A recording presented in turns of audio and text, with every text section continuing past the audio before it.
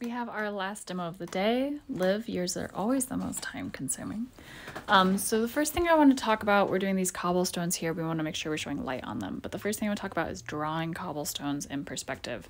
So you can see I've kind of made a grid where it like disappears into space around that corner and the lines kind of fan out so that the cobblestones not only get thinner as they get further away from us, they also get closer together, and you're going to see less and less and less of the grout in between them and more of just the tops of the cobblestones as they fade into the distance. But when they're closer to us, we're going to have higher contrast, more detail, and we're going to see like the grout in the tops of them and less of the like sides. And then as they fade away, we're going to get more into like jumbled painterly effects. So I did a wash just to sort of show my lighting, and I blotted it to create a little bit of texture from the get-go. And then the first thing I'm going to do is start laying in my grout lines. There's 100 ways to paint anything. You could definitely paint this entirely dark and then just paint grout or paint the cobblestones on top of it. But I would always prefer to kind of get my sketch down. So I do it this way where I paint around them all. I also think that it softens the edges of them and I can kind of pick and choose how dark or how specific each of the grout lines are and vary the weight of them. So you can see already we've reached, and we're barely like, 1/3 of the way up the wall. We've reached kind of a point where I'm more worried about getting the long parts of the grout in and not so much the like vertical lines that separate it.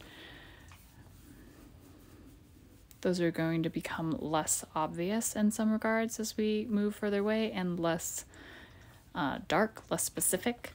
It's just going to become texture.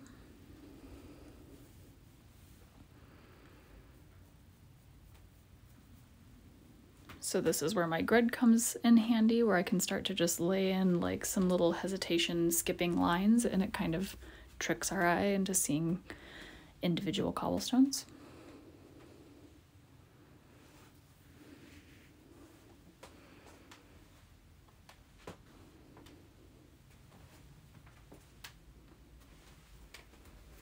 And then a couple of those little vertical lines kind of randomly interspersed. Where we'd see those would be like, if we had a good angle on it, we're going to see more of the vertical lines as they march up the center and turn away from us that are in our eye line. The more they fan out, the harder it is to see them. But remember that as we're getting closer to us, we're going to see all of them. So then you want to make sure you're emphasizing that like fanning gesture of the vertical lines to help create the perspective.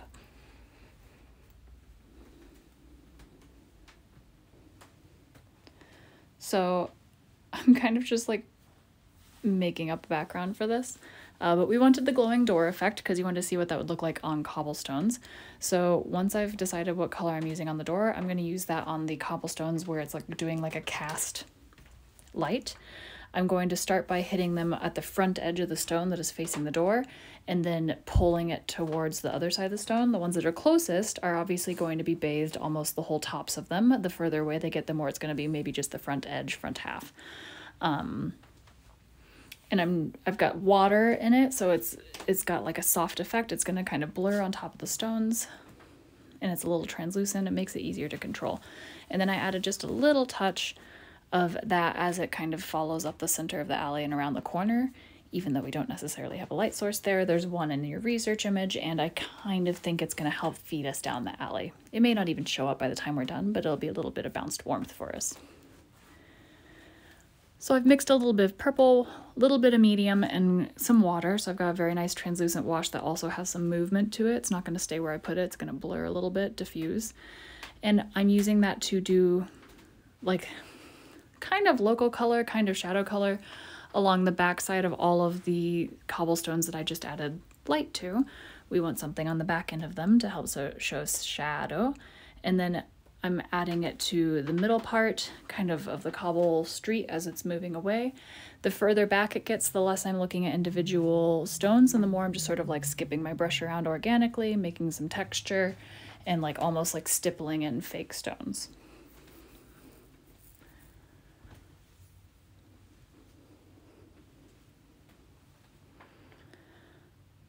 So here I've got a little bit of a watered down like navy, and I'm using it to catch the very front edge, front and back side of the cobblestone so that we're seeing them kind of rise up out of the grout. And it's going to dry lighter than it looks, but it helps us to kind of get some shape into them so that they're not just like a flat object. Even with the grout, they should feel like they're coming up a little bit.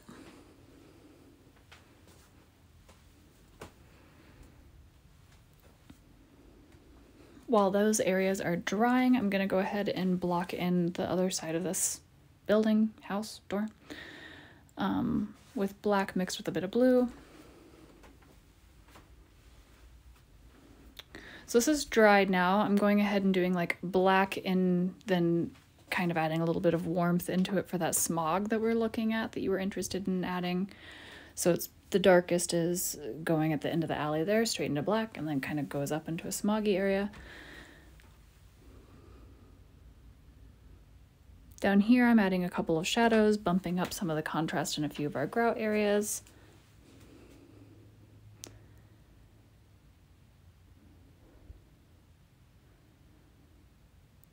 And starting to add some actual shaping and more specific like lighting, not just to the stones themselves, but to the alley as a whole.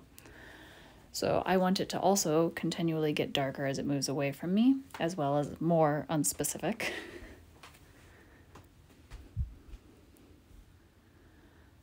So I've got kind of an indigo blue, and I'm doing a bit of painting along the edges and then kind of like stuttering my brush in so that I'm creating some random shadows that could stack up to make us some like the appearance of cobblestones. Here I've made like a blue with a touch of white and quite a bit of gel medium and a little bit of water, and I'm using that to glaze starting from the left side headed towards the light on the right side pretty heavily on top of all of our leading stones. So I'm calling this local color. It's also like a unifying wash. And it just helps melt them together and feel painterly and real and effective. I'm picking a few of them as I'm heading up the alley to create highlights and variation between the stones. So I'm focusing on kind of the middle area here. You might choose somewhere else. Knowing that these are going to dry darker because gel medium adds white, or looks like it's adding white, so it's going to dry a little darker and a little less pronounced.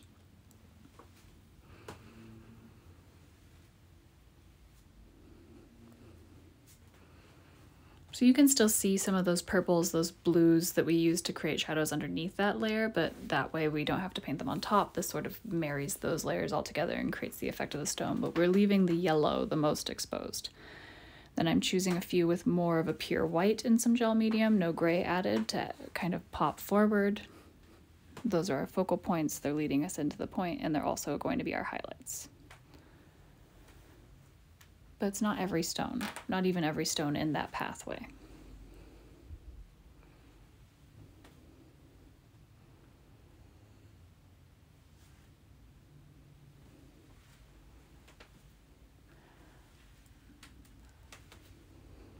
I added just a little touch of the orange that I used to be where the light hits the door, where it's not as pure, to a few of the stones as well, to help make them feel like they're kind of tapering out from the brightness from that bright lemon. They've got a little bit more of like an orangey pinkish hue as they fade into the blue.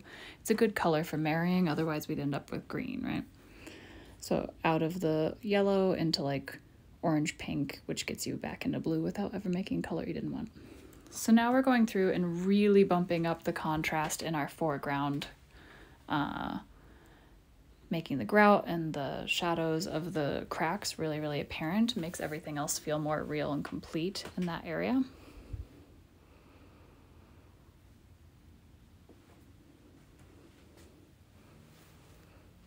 Plus, now that we've done all those kind of like stippling and stutterings, we kind of have made a bunch of cobblestones that we can paint around back here, where before we were just sort of making up some lines, making up some things. Now I've kind of got made up cobblestones that guide me. So helping to pop forward any of those that don't have a shadow around them or that feel like they could use a little bit more.